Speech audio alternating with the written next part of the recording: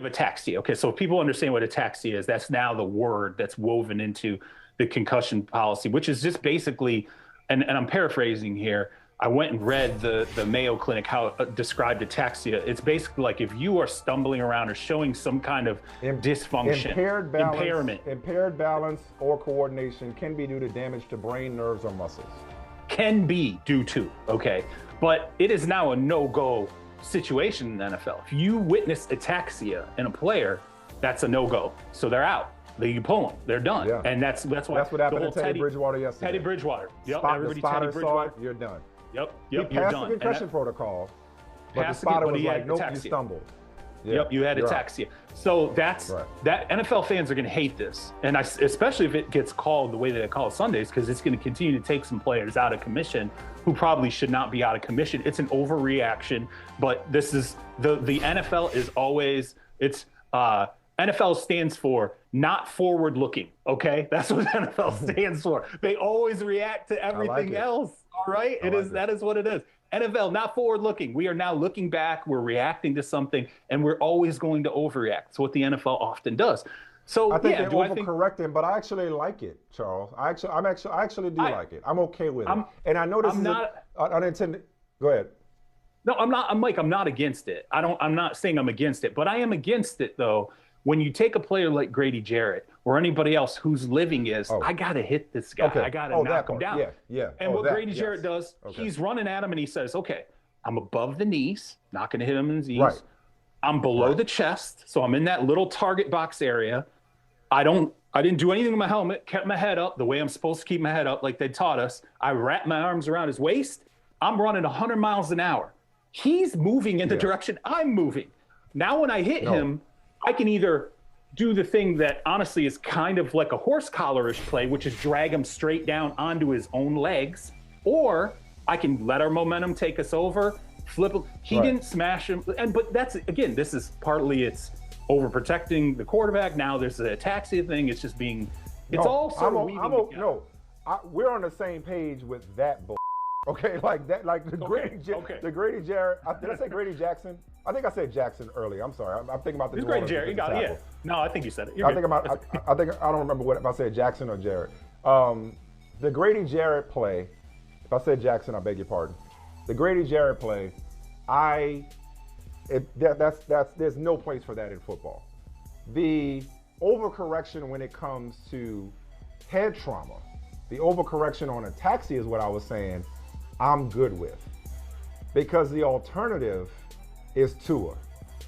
And if you never want to see a player stumbling around and put back in the game, when he may have passed an in the moment concussion tests, when concussion symptoms can onset later, see Cameron Brate. But if you never want to see a Cameron Brate or a Tua Tagovailoa situation again, you have to err on the side of caution, even if the consequence is a guy passing a concussion test, but somebody saying, nope, you were wobbly, you had displayed gross motor instability, you're out of the game. Tough.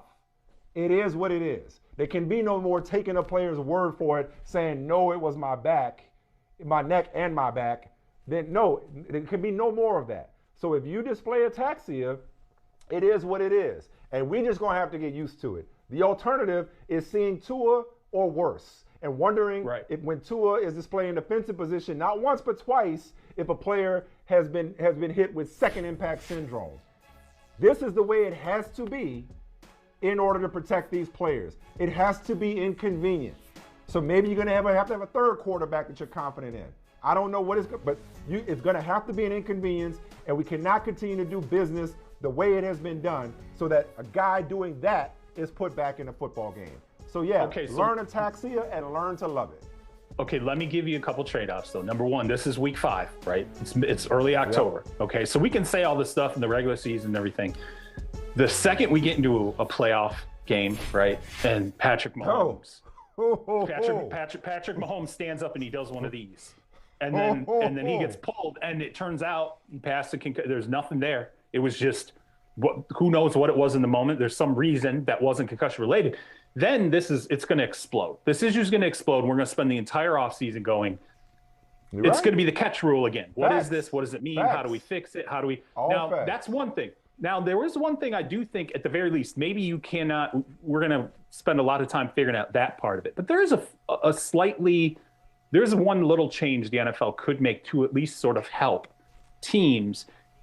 There has to be more, with now these rules in place, there has to be more than 45 eligible, okay, on a Sunday. Yeah. You need to allow teams to have 3 quarterbacks up on a Sunday. Maybe you expand the active roster to 50 on a Sunday and just say, hey, teams, you all got to have either 2 quarterbacks and an emergency quarterback or 3 quarterbacks. This is the new world. We're expanding what you can.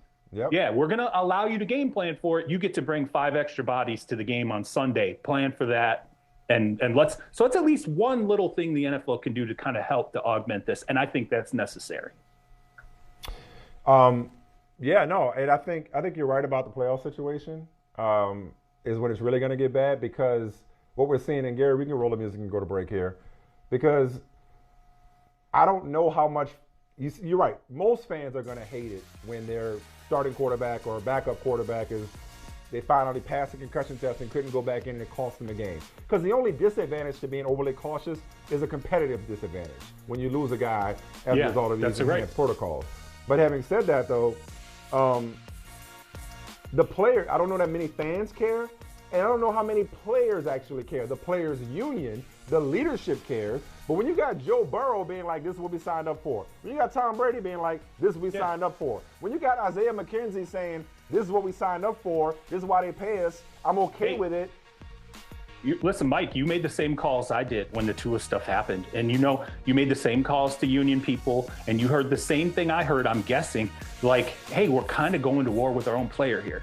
Like, we're saying we're going to investigate this when our own player is saying it's not what you're saying. It was my bad. It was my bad. Listening. Yes. Right. Yes. It's a tough spot. The player doesn't want to ruffle any feathers. I'm glad you said that. That has been an under-discussed aspect of this, is who's at the center of this is a guy in Tua Tagovailoa who's such a pleaser by nature, who's like, it's my back. And the rest of the union's like, bruh, seriously? He's sticking to his story.